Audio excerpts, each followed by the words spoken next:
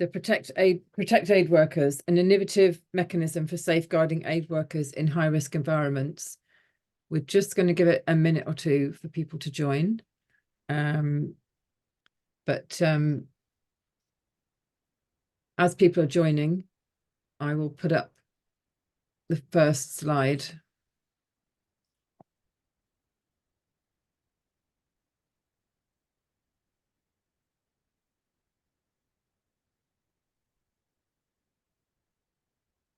So I'm just having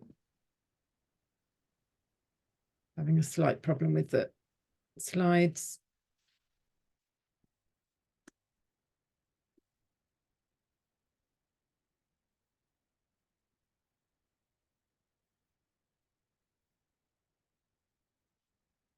We're not responding.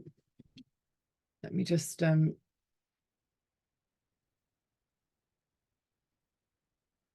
sorry, if you just give me 1 minute while I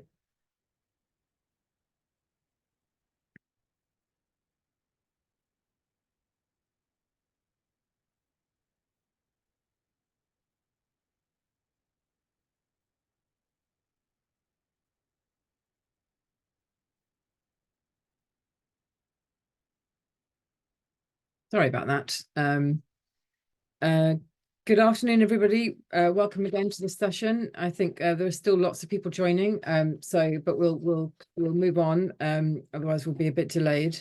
So before making the introductions, just a couple of housekeeping issues. So the event is scheduled today from 3 till 4. It's I think you're all muted on arrival, but you can turn your camera on if you'd like to. Please do use the chat facility to introduce yourself and your organisation. And please also ask questions in the chat as we go along, making sure that you address your message to everybody. If you can change your Zoom name to include your organisation and your name, that would be great. And just to let you know that this event is being recorded and will be available at a later date on the GISF website. So on that note, I'd just like to introduce myself, of course. I'm Heather Hughes. I'm the Head of Global Membership and NGO Services at GISF. And we're very proud to be part of the Protect Aid Workers project, which we're going to be talking about today. I will introduce the speakers shortly, but just to give you a brief outline of the session, we will have 2 speakers speaking about the project, which will take up about sort of 20-25 minutes. And then we'll have a substantial time at the end for questions. But as we go along, if you want to put your questions in the chat, please feel free to do that, and we'll sort of keep an eye on that and monitor them as we go along and ask them at the end. On that note, I'd like to introduce David Annequin. David has worked in humanitarian aid for over 15 years, leading various field operations in Guinea, Chad, Iraq, Pakistan, Myanmar, and other countries for the Red Cross movement and also Solidarity International. He coordinated the French Red Cross Ebola response in West Africa in 2015 and has held the position of Head of Emergency at Médecins du Monde from 2018 to 2023. He's now the coordinator or director and is coordinating the creation and development of the Protect Aid Workers mechanism since November 2023. Also joining us today, we'll have Camille Delbourgo. Camille is the program manager of the South Sudan and humanitarian workers programs for Legal Action Worldwide. She worked as a lawyer in civil and criminal law in France before moving to international criminal law and human rights. And before joining law, worked in the office of the co-prosecutor with the extraordinary chambers in the Cambodian courts, and also for the United Nations Working Group on Arbitrary Detention. She has acquired humanitarian experience within the International Federation of the Red Cross and Red Crescent National Societies in CAR and in the peacekeeping mission in the Democratic Republic of Congo. For those of you that are not familiar with it's Legal Action Worldwide. It's an independent non-profit organization, of human rights lawyers and jurists working in fragile and conflict-affected areas with victims and survivors of human rights violations and abuses.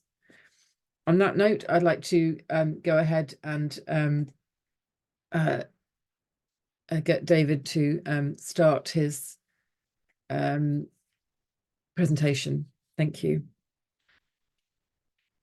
Good afternoon, everyone. So my name is David. I am the project coordinator for Protected Workers. So I will give you a brief presentation of the project. What is the goal? How does it work? How you can partner with us.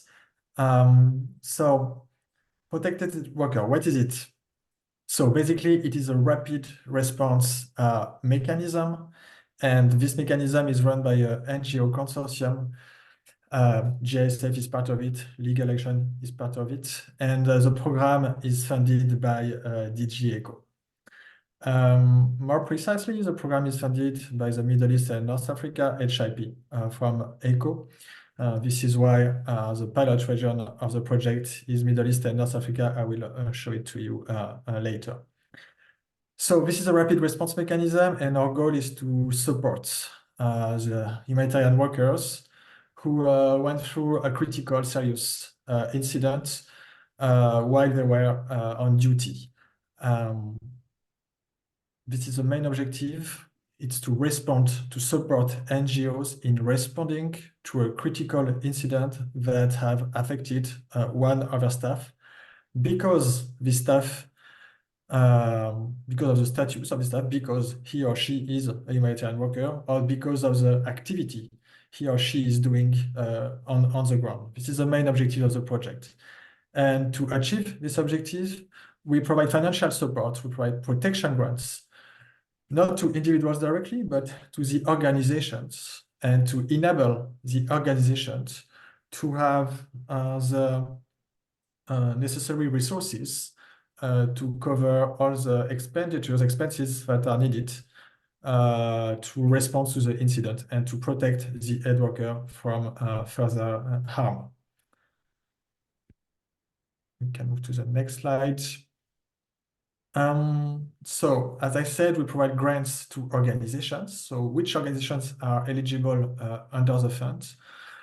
So all non-for-profit aid agency that can provide material and technical assistance in humanitarian relief context. So basically, it includes all NGOs, but also community-based organizations and Red Cross and Red Crescent National Society.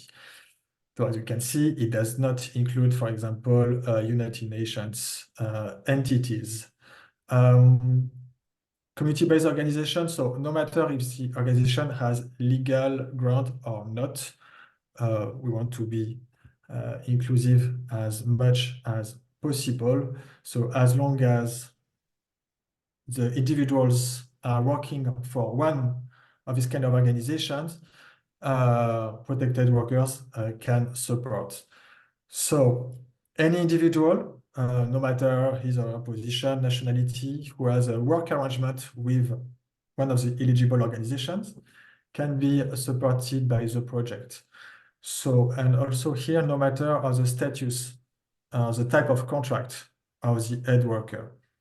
So it can be an employee, a regular employee, obviously, but can you go back? Yes. It can be a volunteer, a daily worker, a service provider also.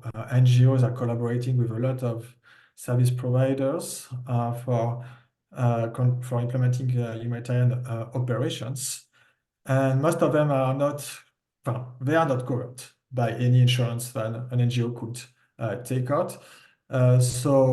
And they are taking risk also to perform their duty in collaboration with NGOs. So service providers can also be considered under the protection grant.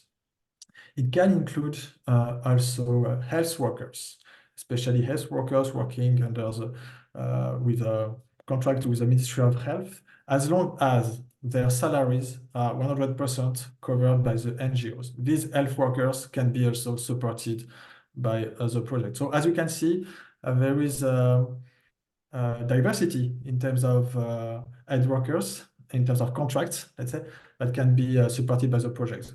Those who have a work contract with the NGO, but also those who have a service contract with the NGOs, and also some some partners, specific partners, such as health workers, supported by the NGOs. So as an aid worker is obviously, sorry, can you go back to the slide before? Yes, thank you. The family of the aid workers can be also supported by the project. So if the family is directly targeted by the incident because of the activity of the status of the aid worker, but also in the event of the death or the detention arrest of the aid worker, the family can be supported in these situations. And the project is mainly designed to support national humanitarian workers. As you may know, 95% of the incident worldwide, incident affecting aid workers worldwide, involve national aid workers. And we can also support expatriates as long as there is a justified need to do so. But national humanitarian workers usually don't benefit from same safety nets from insurance policy like expatriates benefit. And national humanitarian workers working for national NGOs don't have the national NGOs don't have the same capacities and resources also to provide the adequate response to an incident. So our main targets are national humanitarian workers. So what kind of situations can be covered by the project? So the mechanism is not an insurance policy. It means that we cannot cover all the accidents that may happen. So for example, we don't cover traffic accidents, sickness, but we do cover incidents that take place as a result of being a humanitarian worker. So I'm insisting on this point. We are very focused on attacks and abuses committed against humanitarian workers. So it can include situations of violence, obviously. This violence can be external or internal. The violence can be intentional or unintentional. Arrest, detentions, and illegal action, legal proceedings against the aid worker, kidnapping, but also death threats. So the incident must be related to the work performed by the aid workers for the situation to be covered by the project.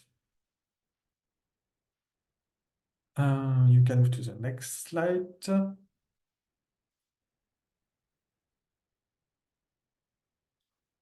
So we allocate a protection grant, as I said, and the size of the grant can be up to 10,000 euros per individual, per case, individual and the family, one case. We can provide one grant per individual, and per year, an individual can benefit from a second grant the next year, an extension of the grant or for another incident. The costs must not be already covered by an existing insurance. We want to avoid any duplication, overlapping with what an insurance policy taken out by the NGO could provide. But we can complement what an insurance policy cover. We can provide basically a top-up as long as there is still a justified need for support from protected workers. So the support is only provided for as long as there are resources available in the fund. As I said, it's a pilot project. So we have resources to allocate maybe 100 to 150 grants for this year. And then we hope to get additional funding. We will get additional funding to make the mechanism to extend the period of implementation and to make the mechanism sustainable. But obviously we don't have any unlimited funding. It's not like an insurance policy. There is no guarantee. We can provide support as long as there are resources available in the fund. Next slide. Thank you.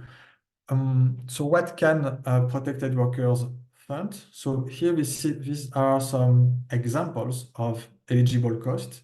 It's not an exhaustive list, but here these are the main expenses we have in mind to protect the aid workers from further harm after an incident: medical support, mental health support, urgent relocation, evacuations, replacement of items also damaged or stolen during the incident, coverage of the deceased aid worker's salary for the benefit of his or her family. Material support also is possible, and legal and lawyer fees, especially in case of arrest or detention. And here I will, my colleague Camille from Legal Action Worldwide will tell you more about it. But here we can also activate the support of Legal Action Worldwide here. Legal advice can be provided to the organization or to the individual upon request. So there might be other costs we have not anticipated here, but as long as it is justified and makes sense to protect the aid workers, there is no problem to approve it. Eligibility date. So we are a rapid response mechanism. So we provide support in the aftermath of an incident or a threat. Also, even if the incident happened a long time ago, but there are still long-term consequences on the staff well-being, such as new medical operations, for example, or mental health support might be still needed even months after the incident. Protected workers can also allocate a protection grants in these kind of situations.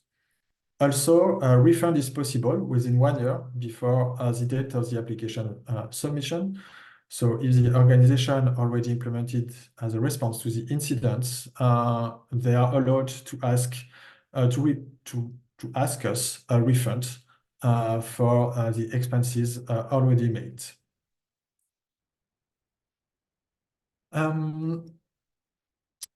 As I said, the project is funded by DG ECO. And for the time being, only the DG ECO certified organization can be the main recipients of the project of the protection grants. So DG ECO certified organizations, I guess you might know that there is a list of 160 organizations which are certified, and they can apply either for their own staff or on behalf of a national local organization, meaning an organization that is not certified by DG ECO. So this kind of organization must be supported by an ECO partner to access the protection grants. So here, this is very important to understand.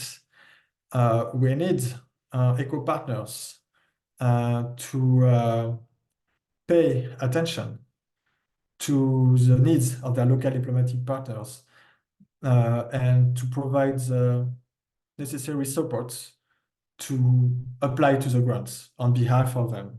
So to fill in the application form, to send it to protected workers, and then to sign the grant with protected workers. We hope that in the near future, we hope that we might change the process and we might find a way to contract directly with any organization across the world. So we are working on it, but for the time being, we need the support of the ECO partners if we want to allocate grants to national organizations. So the process, so as of today, it's quite simple. You have to fill in an application form. You describe the incident, what is needed, and you send it by email to this dedicated email address here, hotline@protectedworkers.org. The application is verified within 48 hours. We might ask additional information or additional documents to verify what was written in the application form.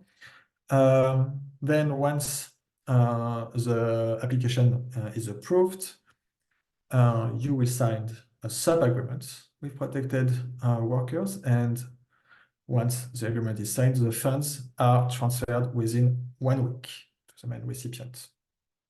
And from, let's say, late May, early June, there will be a dedicated website, protectedworkers.org, where organizations will be able to apply online.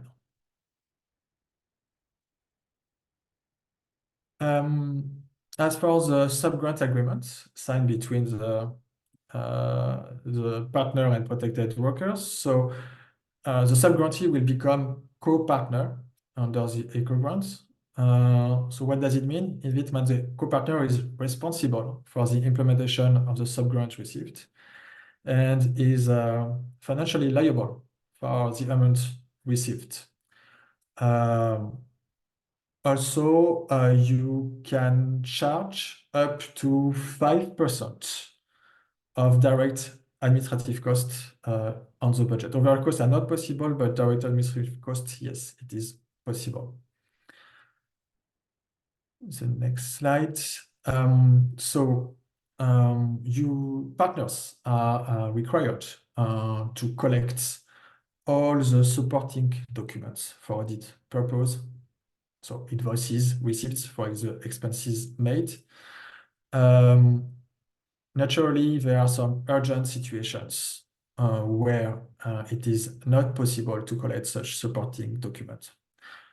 So we advise partners to draft a note, a simple note explaining why it was not possible to collect this kind of documents and to keep it in the purchase file and for audit purpose.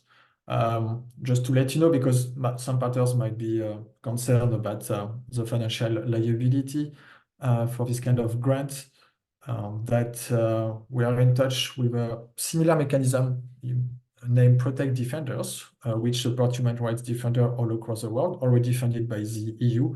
And this is how it works also with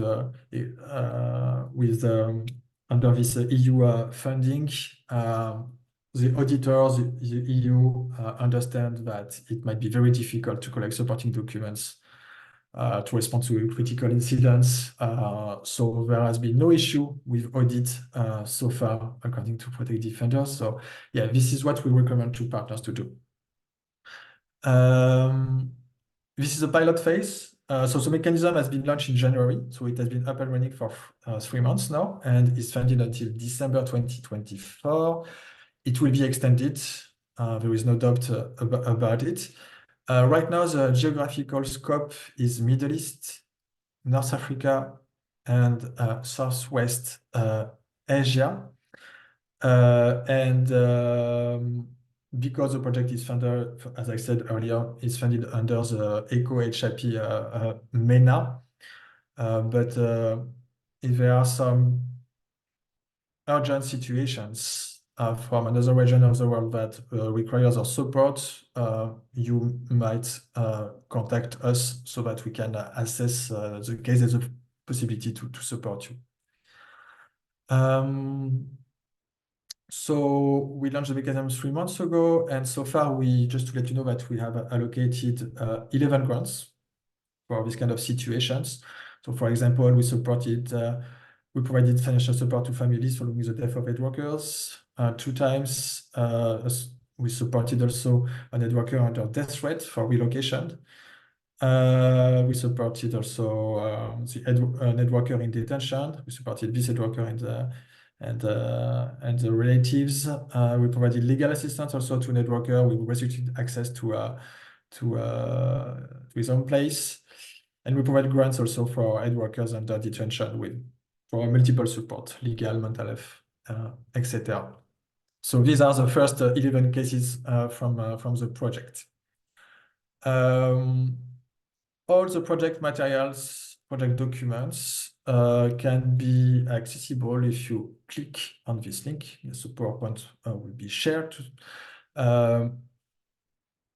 It's a Google Drive link, but as I said, in 1 month, we'll have a website where all the information will be provided there. And we have also the Arabic versions available for the guideline and for the application form. If you have, so obviously I'm available to answer the questions today, but for the future also you can send me an email here at director@protectedworkers.org for any questions about the project. And for specific cases, if you want to apply to protected workers, you can send your grant applications to hotline@protectedworkers.org. Then I leave the floor to Camille to introduce legal action worldwide.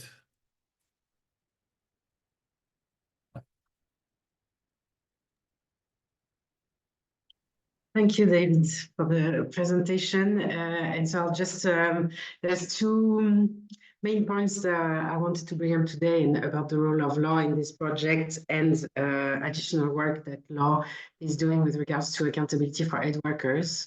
So under the Protect Aid Workers project, our role is going to be linked, obviously, with the legal advice, and in particular, the legal advice in cases of arrest and detention. This legal advice is going, so as you have understood, the protection grants will be awarded for various services, including legal services under the mechanism.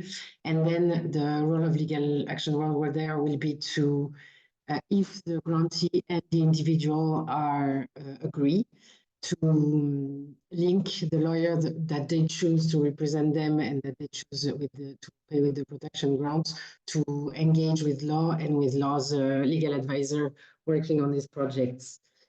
And then law's legal advisor will be able to provide mentorship to the lawyer and to follow up on cases as they progress, to provide advice to the individual and to the lawyer who's undertaking the case, and to help with analyzing courses of action, thinking of creative avenues, and thinking and making the case move forward.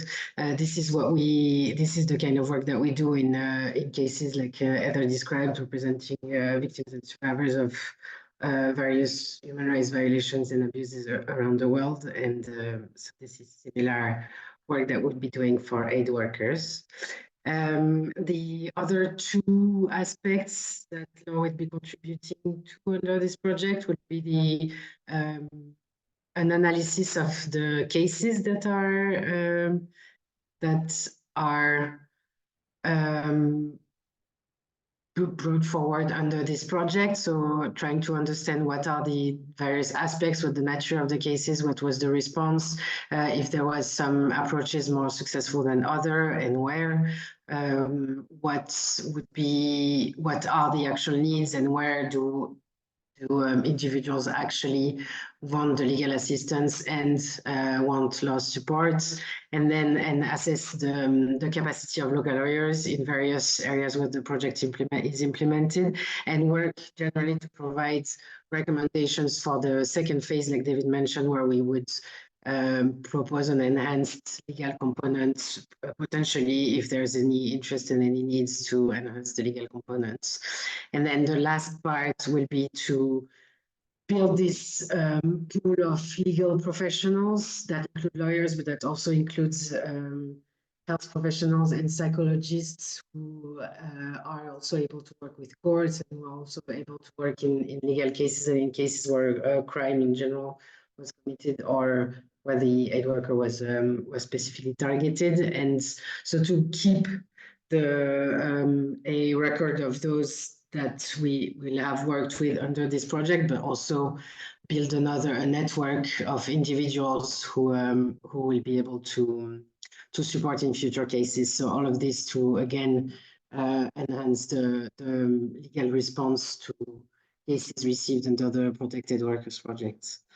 And now for the second point that I wanted to talk about, we are also implementing another project which is very complementary to this one, even though they're not necessarily extremely related, but you'll see that they build upon each other, where we support humanitarian organizations and in particular individual aid workers, and even more in particular national staff of international and national NGOs to obtain justice for violence committed against them. So this other project is piloted in now East Africa, Southeast Asia, the Middle East, and Central African Republic and Ukraine. So basically, it's worldwide. But it's targeting initially the places where there are some of the highest rates of violence against aid workers.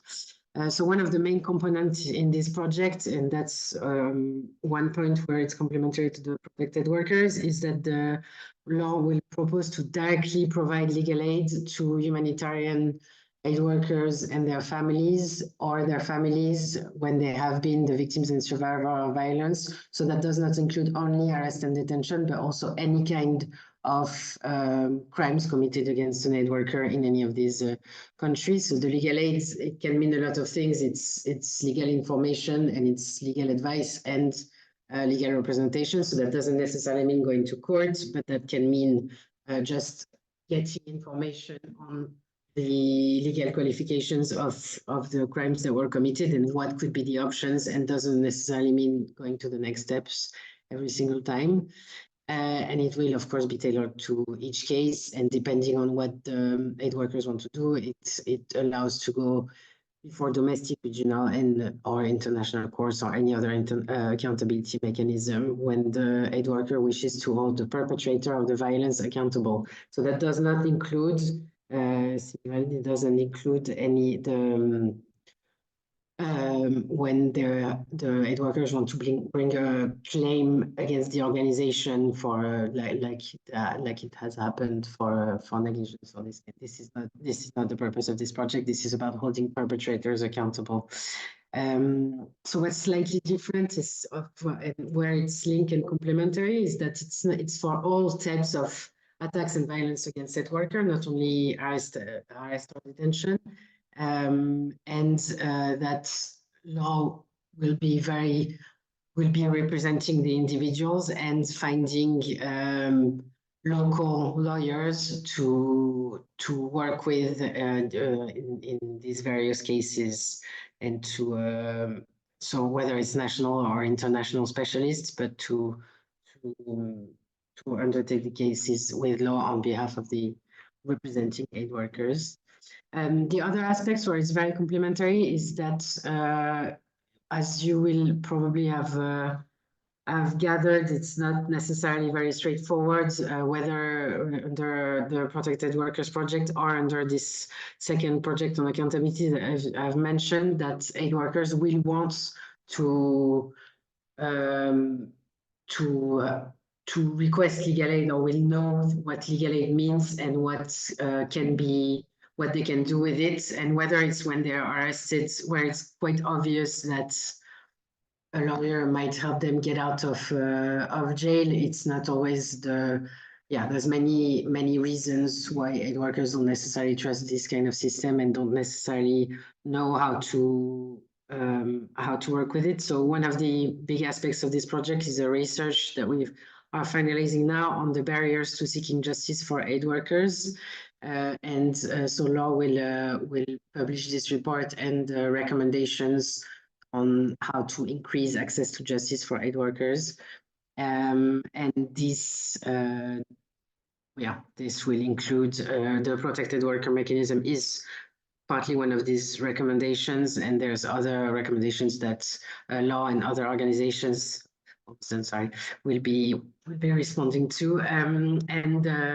The last thing that's also going to be responding to the recommendation of the report is that law will publish these guidelines to support aid workers and humanitarian organizations to respond to incidents and to provide reliable information to their staff on the legal avenues available to them, because we've noticed the lack of information in general in organizations, and that will include, of course, the existence. We've already had clients that we've advised on the existence on this protect aid worker mechanism, because more often than not, what individual wants is support to proceed with any kind of follow-up to the incident that they've gone through.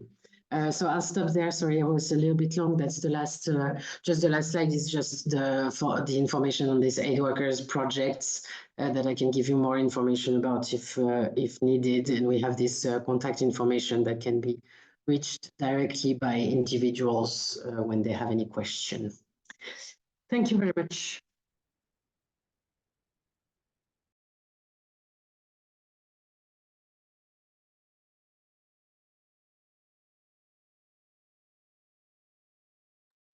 Thank you very much, Camille and David.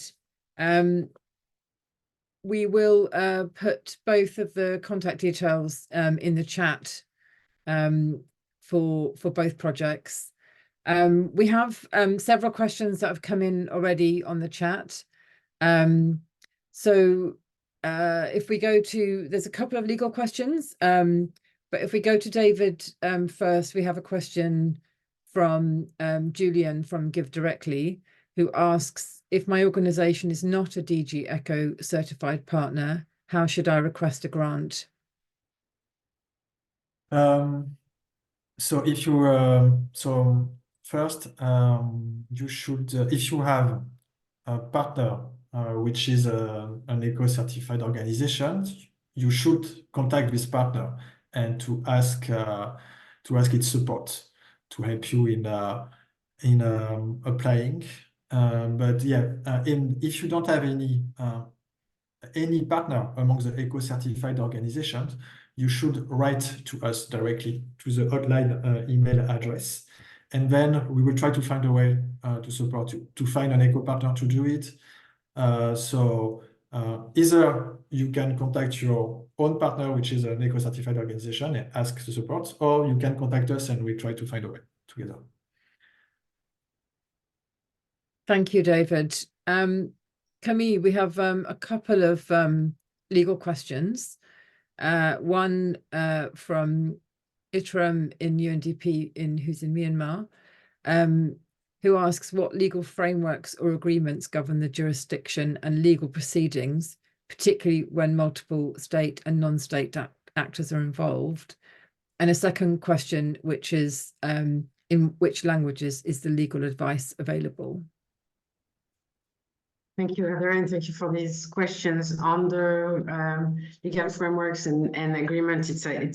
We're publishing an entire guidelines about all the potential avenues available. It depends. It will vary significantly depending on the states and what kind of conventions and treaties they have ratified. It will depend on the legal system within the country. Generally, for an aid worker, there's several. If it's during an armed conflict and it can be related to the armed conflict, of course, we always have international humanitarian law and potentially international criminal law under the Rome Statute would have and the ability to hold accountable the perpetrators for the international crimes committed, but it can go also at the state level for something that's not an international crime.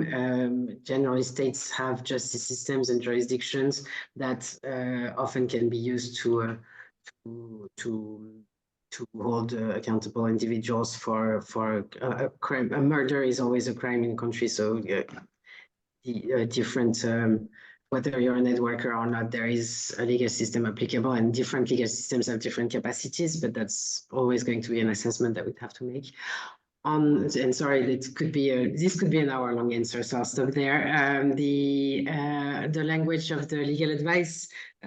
So we have In this project, we have English, French, and Arabic speakers. So in any of these languages, completely available within law, and then we would of course have lawyers, the lawyers that we are working with within each country, and especially for this protected workers project, where the individuals actually choose their lawyers, and then we work with them.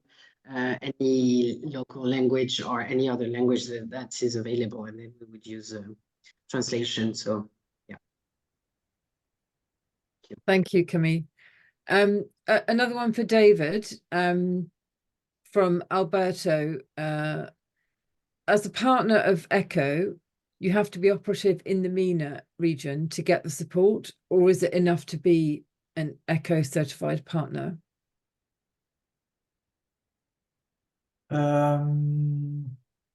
So you have to be operative in the MENA to get support, or is enough to be eco-certified partner? No, to be eco-certified partner is enough. Right now we are giving priority to cases coming from MENA and Southwest Asia. So no matter if the eco-certified organization is operative there or not, maybe an eco-certified organization is not operative in MENA, but can support a non-certified organization operative in MENA. This is totally acceptable. So I'm sure if I understood well the question.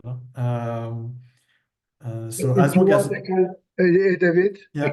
maybe I can explain a little bit better if you want. Thank you. Just what I want to ask is if we have some partner in a MENA country, but we are not operative with ECHO in that country, but in other country, is possible to ask for support or not? Yes. Okay, that was my question. Thank Okay. you. Easy going. Easy. Okay, great. Thank you. We can go to Peter Roberts. Peter, if you'd like to ask a question. If not, I can ask it if you're... Hello, Heather. Thank you. Peter Roberts from HIA. Really, I was just wanting to ask some really useful information there. How do you want us to best distribute it? Is it sort of, should we keep this within management, or should I be getting an e-leaflet from you guys and sending it to all staff to say, look, when circumstances arise, please be aware of this? Anyway, thank you. Over. So well, the first thing is I would ask the eco partners to share the information. So we got all the project materials you can share, at least to your local implementing partners. This is a top priority. So we've been giving a lot of presentation to the national NGO networks in the Middle East and North Africa country. But if you can still support us in disseminating further this information, it will be great also. Then within your organization, sure, could be super helpful. First, with the other departments that may be involved in the project. So the partnership department, because this project is funded by DG ECO, the HR might be involved, and the security also department. Those are the person I speak with generally. And then to your staff, sure, even if we allocate grants to organizations, not to individuals, we don't want to bypass the organization. We want to support to empower the NGO. I mean, to give the NGOs the necessary resources to implement its duty of care measures. But it's still very good and very relevant to share the information to the staff so that they can know that such mechanism exists.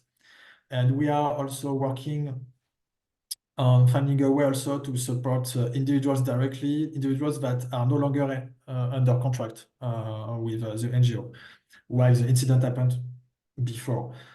So we are working on it. But yes, to answer your questions, please share the information within your organization as much as possible. Thank you. We have Layuba. Would you like to ask? You've asked several questions. Would you like to ask a question, or would you like me to ask it? She's not making herself known. So she's asked several questions. One is about the maximum amount of the grant, if the grant covers one case or one person or all participants in an incident. Okay. The with that max, the maximum amount, 10,000 euros, covers one aid worker, the aid worker and his or her family.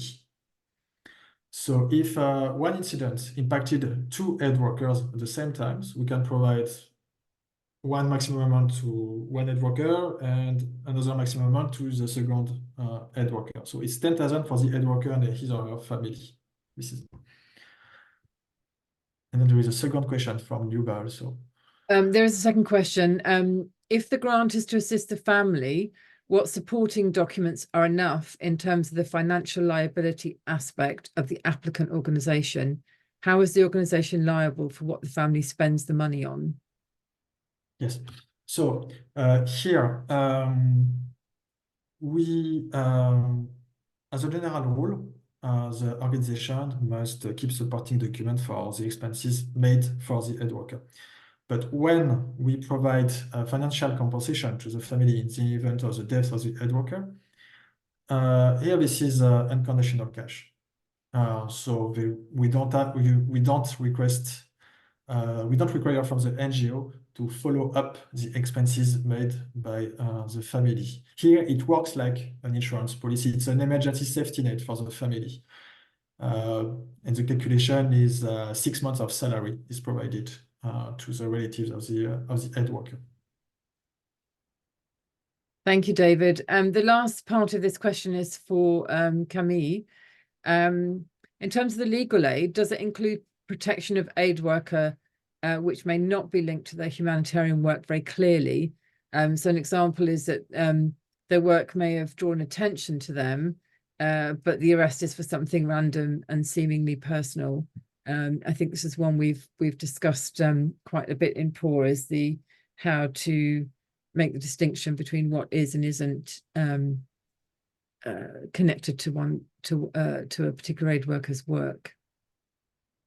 Yeah, thank you. And I want because this is not necessarily exactly about the legal aid, but this is about the selection criteria for an aid worker to be allowed to get the protected worker grant. So I guess on this specific point, I'll let David answer because I don't want to say something wrong. But on the other hand, on the legal aid that law in general is able to provide to aid workers, there is no criteria of the reason why the crime was committed. So then we would do this assessment of what's possible to do in terms of legal action. It's different if it's specific targeting because it's a humanitarian or not in some cases. So that would be the difference, but not necessarily in whether we provide legal aid. But on the selection criteria, sorry, I'll let you answer, David, if that's okay. Yeah. So I insisted during my presentation that the incident must be work related. That being said, there are some situations where the aid worker might have arrested, this is the example from Libya, because he or she expressed a political opinion on the social media, for example, or did something else. So the incident might be the result of human rights violations, IHL violations, but not strictly related to the work performed by the aid worker. So here, I don't want to discourage organizations, and I would invite them to contact us so that we can discuss further the case. We are not rigid. This is a pilot program. We're going to test and learn, and we might also adapt and change our criteria, based on the needs also of the NGOs and the aid workers. So I would say here that it's better to contact us for this kind of situations. As Julia said, if the work related criteria is not obvious. We need to be fed with your proposals, so that also we can adjust our project accordingly. Thank you, David. And I think that's a really important point for people to note, that this is a pilot project, and the more that we're able to interact with yourselves, with different kinds of cases, with different dilemmas and issues that were particularly on where eligibility may not necessarily be always clear, the more it will inform the project going forward. And the project is evolving and adapting all of the time. So even if you think you're not eligible or your case doesn't quite meet the right criteria, please do get in touch, because that will help with sort of developing the project as we go forward. There's a question from Zoe from ILS. Zoe, would you like to ask your question? Sure. Thank you very much, Heather, and thank you very much for the presentation today, both Camille and David. So my question is just about volunteers and how they fall, where they sit in, some sort of program like this. So some of the clients that we deal with, for example, they have volunteers that work with them. So not technically employees of the organization, but obviously there is still some due diligence there. And they may also require this kind of support. So how does this type of program work for volunteers? Are they eligible for support under this program? Thank you very much. Yes, they are totally. Employee, volunteers, interns can be eligible under the fund. So, as I said earlier, no matter the type of work arrangement between the individuals in the organization, it's you can be eligible. You can request our support.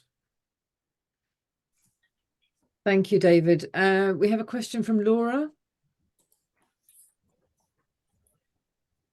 Laura, would you like to ask your question, or if not, I can ask it. This one's for David. How is this initiative different or integrates with the Protect Humanitarians project? If you could, some people won't know what that project is, so perhaps if you could just give us a line on that, and then tell us how we're working with that project. Yeah, this is an initiative launched by Olivier Van de Castel recently. So I am in touch with Olivier and Protect Humanitarians. They are doing some things that we don't do. So this is all what I can tell for the moment.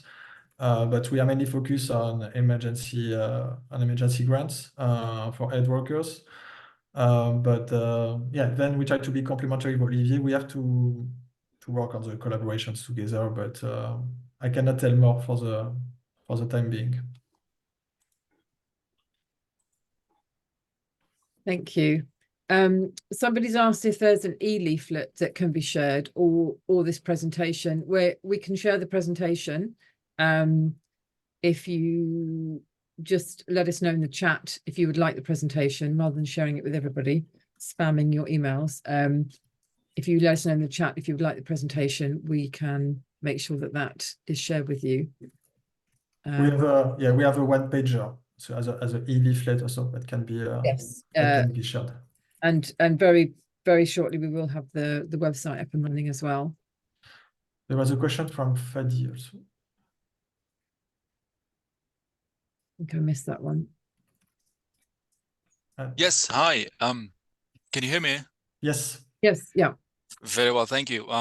Mindful of the time, just very briefly, I'm more interested on the certification process, because you said that only certified organization will benefit up until now. I was wondering if that process entails a due diligence verification vis-a-vis security risk management, just to ensure that the entity or the INGO or NGO in question have put in place adequate security risk management processes vis-a-vis their personnel and operations before actually being certified. And if that's the case, maybe we can I can send you an email, or maybe we can discuss them bilateral. Thank you. Actually, here I'm talking about organizations certified by DG ECO, not organizations certified by us, by Protect Aid Workers. That's making sense of this whole. There is a list of 160 certified NGOs already certified by DG ECO, already certified, and only these organizations can be the main recipients. So we are not making this list. But it doesn't mean that the other organization cannot benefit from the protection grant. It means that the non-certified organization must go through an eco-certified organization to access the grant. So they need to partner with an eco-certified organization. So to answer your question, Fadi, we don't certify anything. We just can't, we can transfer funds to organizations that have already been certified by DG ECO. And this list is available on DG ECO's website. Thank you. I think Talani has added the Google Drive link, which is probably an easier way of accessing the one-pager. And we will also put this presentation on the Google Drive. So rather than us trying to get in contact with all of you, if you could note down the Google Drive there, and we'll make sure the information is available on it. We have, I think, 2 minutes left, but as there are, I think there aren't any outstanding questions. So I would just like to say thank you very much to both David and Camille for joining GISF today to talk about this very important project. As we mentioned, it's a pilot project, so you know, it will adapt and change over time. And as we're getting more and more cases and requests through, that's helping us to adjust the project accordingly. So please do keep in touch on it, and we will keep sort of sharing information on the project through the website that's coming. We share information frequently through the GISF newsletter. So if you're not signed up for that, please do go to our website, which is gisf.ngo, and sign up to our newsletter, where we will keep everybody up to date on new information and changes in this project as it's happening. And if you can also on that website find, we have many sessions over the next this virtual week for HNPW, and also GISF will be in Geneva next week presenting on several different, I think on most days we're presenting on different topics, issues and challenges related to security risk management. So do check our website for the most up-to-date information about additional HNPW sessions. Thank you very much. Oh, we're just putting on there at the end the link to the HNPW sessions and the link to the GISF newsletter. Thank you very much. Goodbye. Thank you. Goodbye, everyone. Thank you. Bye.